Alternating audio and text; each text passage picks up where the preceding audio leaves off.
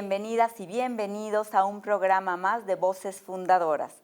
El día de hoy tenemos el honor de contar con la presencia de Benito Nassif, a quien le doy la más cordial bienvenida. Muchas gracias por estar con nosotros y quisiera pedirte, por favor, si te presentas ante nuestra audiencia. Muchas gracias a ti, Gaby, por la invitación. Es un gusto y un honor estar en Voces de la Democracia. Pues como dijiste, mi nombre es Benito Nassif, soy profesor de la División de Estudios Políticos del CIDE, un centro de investigación que tiene también programas de licenciatura y posgrado en ciencias sociales. Pues además de eso, mi trayectoria pues me ha convertido en un especialista en asuntos electorales, en la materia electoral, el derecho electoral, aunque no soy abogado, soy politólogo de formación y además de ser profesor de la División de Estudios Políticos, también hago trabajos como consultor en temas de administración electoral y temas de fiscalización o financiamiento y fiscalización de partidos políticos y campañas electorales. ¿Tus puestos? Bueno, mi puesto actual es el de profesor de la división, soy profesor titular de la División de Estudios Políticos. Y antes de eso, ¿sí? Pues participé como consejero electoral del INE, primero del IFE. Mi primer nombramiento fue como consejero electoral del IFE en febrero de 2008. ¿Sí? Y después, en abril de 2014, la Cámara de Diputados me volvió a elegir una Cámara de Diputados distinta como consejero electoral del nuevo INE. Entonces me tocó la transición de lo que conocimos como el Instituto Federal Electoral al Instituto Nacional Electoral en 2014 y cargo que desempeñé de 2014 hasta abril de 2020, que fue cuando concluyó mi nombramiento, y entonces tuve la oportunidad de retomar mi carrera académica que interrumpí por 12 años para trabajar como consejero electoral del IFE-INE. ¡Qué bien! ¿Y en qué momento te involucraste en la materia electoral? Bueno, pues mi formación como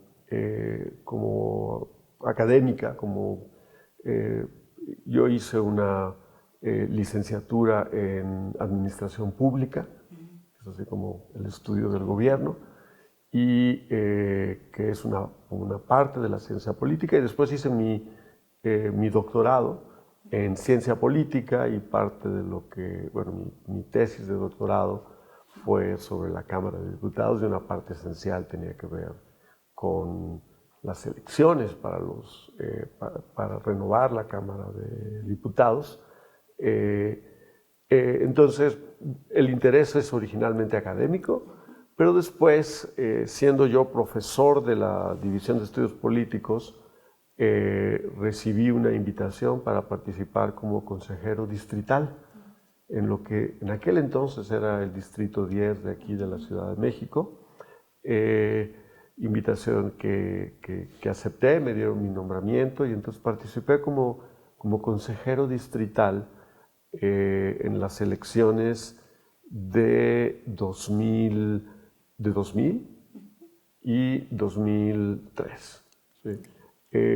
Y fue una experiencia muy relevante porque en los consejos distritales es realmente donde aprendes sobre la obra negra, por así decirlo, de la organización de una elección, las bases, ¿no?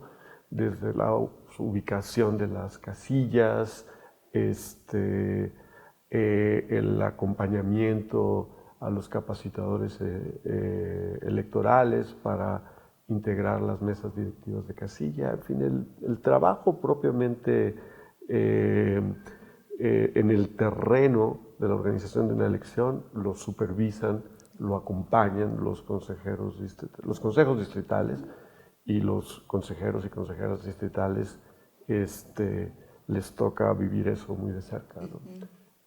Después, para la elección del 2006, ¿sí?, me nombraron consejero del Distrito Federal, ¿sí?, del IFE, perdón. Entonces era yo parte del consejo, que son los que nombran a los consejeros distritales, ¿sí?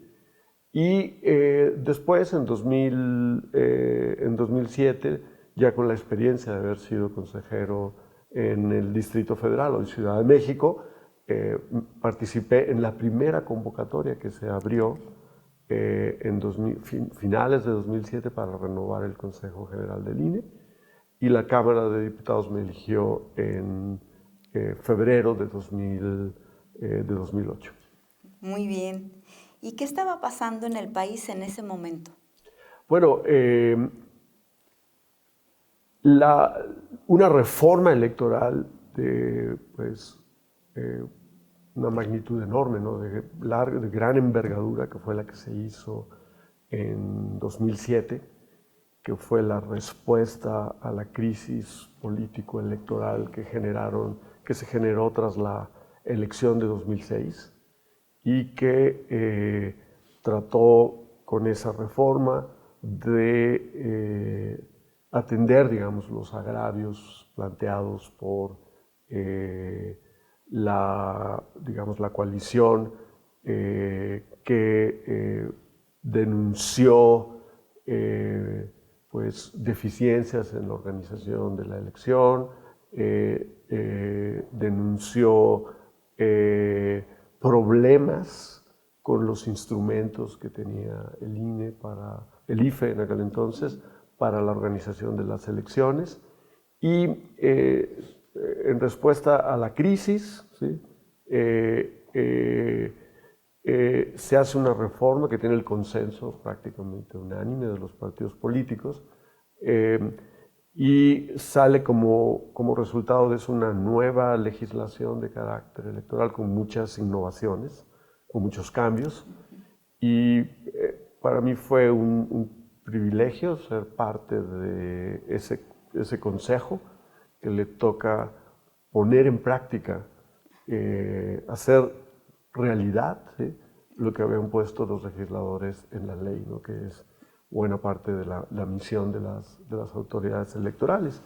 En la historia del IFE y luego INE vas a encontrar estos momentos en los cuales surge por un acuerdo casi unánime de los partidos políticos, unas nuevas instituciones que tienen implicaciones de carácter administrativo sumamente complejas, y que después se convierten en una especie de nueva normalidad, ¿no?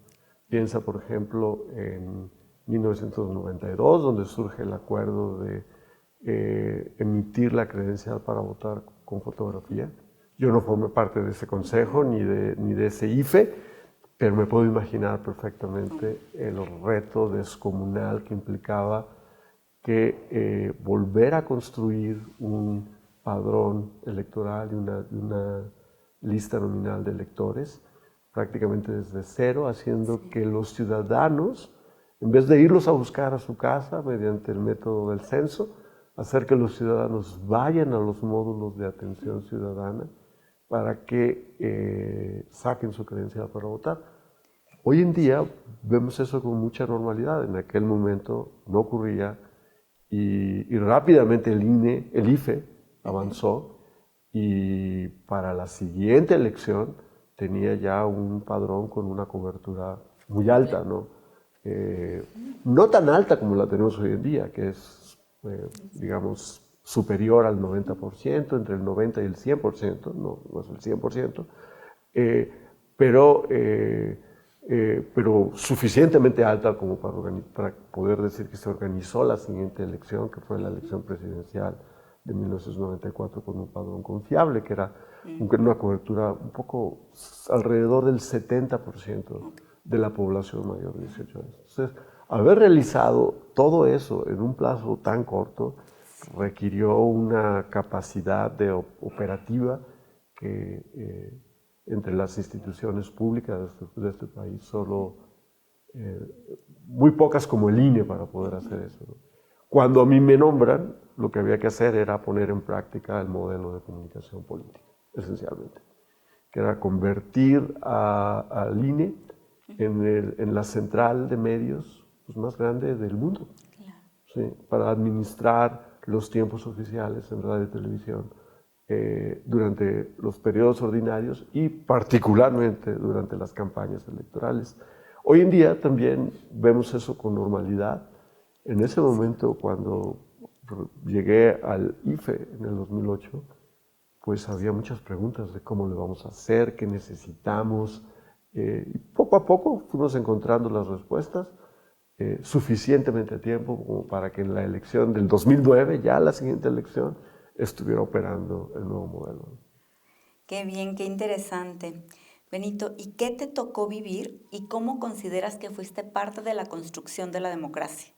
Pues el INE, hoy en día, antes el IFE, es resultado del acuerdo político que hacen los partidos en el Congreso. De ahí emergen mandatos, que esos mandatos, su ejecución, que es de lo que se encarga una autoridad electoral como el INE, principalmente, también, por supuesto, el Tribunal Electoral. Y la ejecución de esos mandatos es muy importante para el funcionamiento de la democracia. México, sobre todo a partir de la reforma de 1996, transita hacia una democracia de carácter pluralista, donde los partidos son la parte central en la construcción de los acuerdos que le dan gobernabilidad al país. Y esos acuerdos tienen que ejecutarse. Y esencialmente el INE hoy en día, el IFE en aquel entonces, pues era el instrumento del Estado mexicano para la ejecución de esos acuerdos. Una misión delicada, de enorme importancia para el funcionamiento y de la democracia mexicana y para su constante mejoramiento, ¿no? Como por ejemplo fue la credencial para votar con fotografía, luego el nuevo modelo de comunicación, etcétera, ¿no? Muchos otros cambios que se han puesto en práctica para que la democracia funcione cada vez mejor. Muy bien. ¿Y cuáles son las áreas de oportunidad de nuestro sistema democrático actual? Bueno, creo que a la luz de la experiencia de lo que hemos vivido en los últimos años, me parece que la principal área de oportunidad es reforzar el carácter pluralista de nuestra democracia, que es el fortalecimiento de las instituciones que primero dispersan el poder para después generar las condiciones para que los partidos políticos entre quienes se dispersa el poder construyan acuerdos, entre en operación la política, que es el arte de lo posible, ¿sí? En la construcción de los acuerdos y que el gobierno funcione a partir de estos consensos construidos entre los actores políticos. La democracia pluralista, ¿sí? que se construyó como parte de la transición de la democracia, requiere de instituciones autónomas. Autónomas e independientes, por un lado, como el INE, como el tribunal, como en general el Poder Judicial de la Federación, profesionales con capacidades, pero al mismo tiempo requiere que dos elementos que están establecidos en nuestra Constitución. Uno es un grado de proporcionalidad muy alto, es una de la relación entre votos y escaños en la Cámara de Diputados y en el Senado, y límites al poder que pueden acumular las mayorías.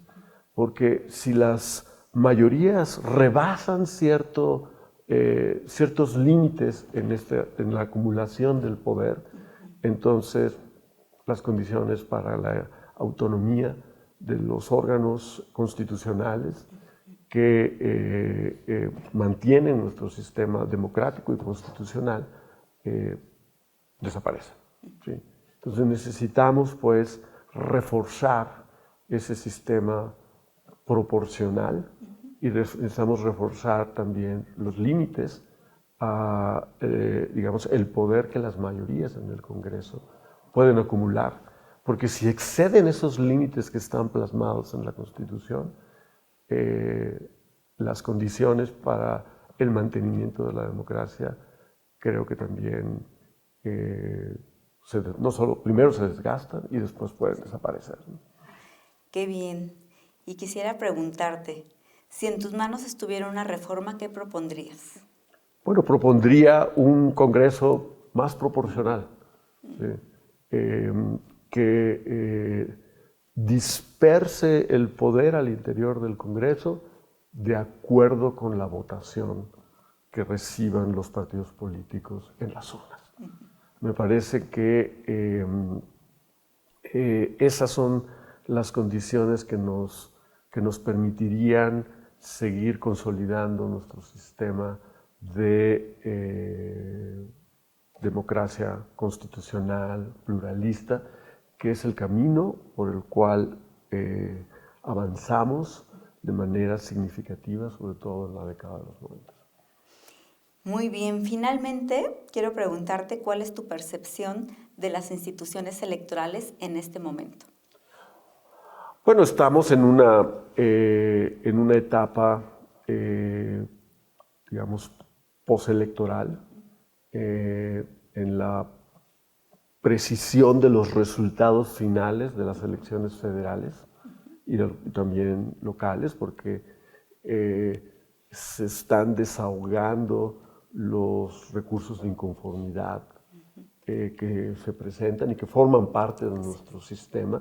Nuestro sistema es un sistema de garantías y parte crucial es el papel que tienen las autoridades jurisdiccionales en materia electoral para garantizarle que a los participantes, a los actores de la contienda, que se pueden corregir lo que sea corregible de las irregularidades que ocurrieron durante el proceso electoral, o si no, anular las elecciones y celebrar elecciones extraordinarias. Entonces estamos en esa etapa del proceso electoral, y el anuncio de los resultados definitivos de la elección, entre ellos la integración de